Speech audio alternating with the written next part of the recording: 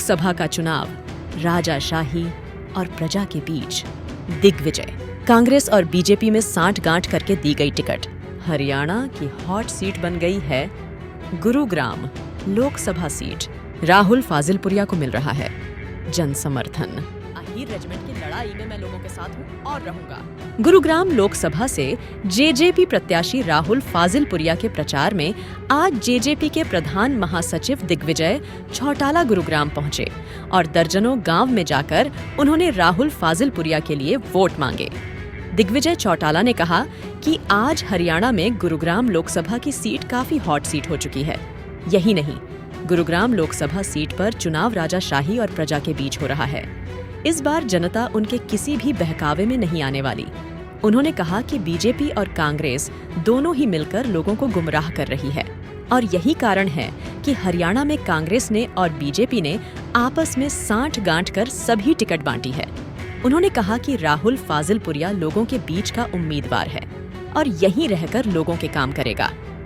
Ahir regiment की लड़ाई पर बोलते हुए राहुल फाजिलपुरिया ने कहा कि वह इस लड़ाई में पहले भी शामिल थे और आगे भी लोगों के लिए इस लड़ाई को लड़ते रहेंगे। लेकिन आज कुछ नेता चुनाव में लोगों के बीच जाने के लिए रेजिमेंट के पक्ष में बात कर अहीर रेजिमेंट की टोपी पहनना चाहते हैं।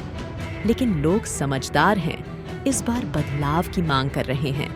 किसी भी तरह से ऐसे नेताओं के बहकावे में नहीं आएंगे। गुरुग्राम के मानेसर इलाके में शीकोहपुर गांव, नकडोला, कासन, नवादा समेत दर्जनों गांवों का दौरा किया। में लगातार जुटे हुए उससे आपको क्या रिस्पांस मिल रहा है? रिस्पांस आप लोगों के सामने है। अब की बार सबने विचार बना लिया है बदलाव लाने का और सबने अब की बार देख लिया कि जैसे 20 साल से मौका दिया उस राजगद्दी पे बैठाए रखा, उन्होंने अपनी प्रजा का ध्यान ही नहीं रखा। आपने कांग्रेस को लेकर निशाना साधा, आपने कहा है कि अगर टिकट देनी थी तो कैप्टन साहब को ही दे देते। मैं कहना चाहता हूँ ये तो बीजेपी पे भी मैं साधता हूँ।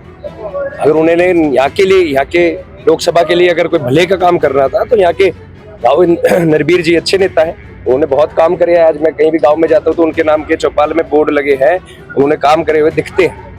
अगर उन्होंने यहाँ पे कोई अच्छा आदमी दे इनको दे देते, कांग्रेस को देना था, अजय कप्तान को दे देते, फिर हमारी जरूरत पड़ती नहीं। मैं रिक्वेस्ट करता, मेरी तो ये उम्मीद है कि आने वाले समय में हमारी मातृशक्ति, मेरे युवा साथी, हमारे बड़े बुजुर्ग अपने बेटे को चुनने वाले हैं और राजा साहब की राजा साहब की बात खत्म। भाई रेजिमेंट को लेकर लगातार आप लोग के बीच जा रहे हैं, किस तरह से? मैं कहना चाहूंगा कि अब इन सब नेताओं को याद आ गया, अब सब पीली टोपी भी पहनने की बात कर रहे हैं, धरने पे भी दिखाई देते हैं। मैं कहना चाहता हूँ ये हार गए, क्या उसके बाद भी संघर्ष में आके लड़ेंगे? क्योंकि ये संघर्ष तो लंबा चलने वाला है, धरना तो क्या पता नहीं कितने सालों तक चलेगा।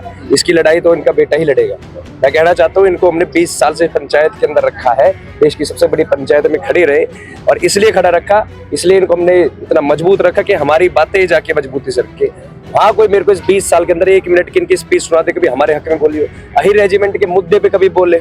3 बार मोदी जी को इस लोकसभा में लिया है, आज तक इन्होंने एक बार जिक्र भी कराओ। आज इनको टोपी भी पहननी याद आ रही है, आज ये कह भी रहे हैं कि हम जाके रेजिमेंट बनवाएंगे। क्या लगता है ये होगा? राहुल जी, गुरुग्राम के साथ साथ मेवात से किस तरीके का रिस्पॉन्स आपको? मैं कहना चाहूँगा मेवात के साथ तो कांग्रेस ने भी और बीजेपी भी ने भी इनके साथ भेदभाव की राजनीति करी है और इनके साथ हमेशा पिछड़ापन का काम हुआ। कांग्रेस ने कहा रेल लाएंगे, सीटी बजाएंगे। मैं तो कहना चाहता हूँ पहले उनका जो हक है वो दे दो। मैं जिस मुद्दों में बात कर रहा हूँ, मैं कर रहा हूँ स्कूल, अस्पताल, शिक्षा, रोजगार, पहले ये तो दे दो। आज तो वहाँ पे स्कूल तोड़ने का काम किया जा रहा है, स्कूल बनाने की तो बात नहीं। ठीक, थैंक यू।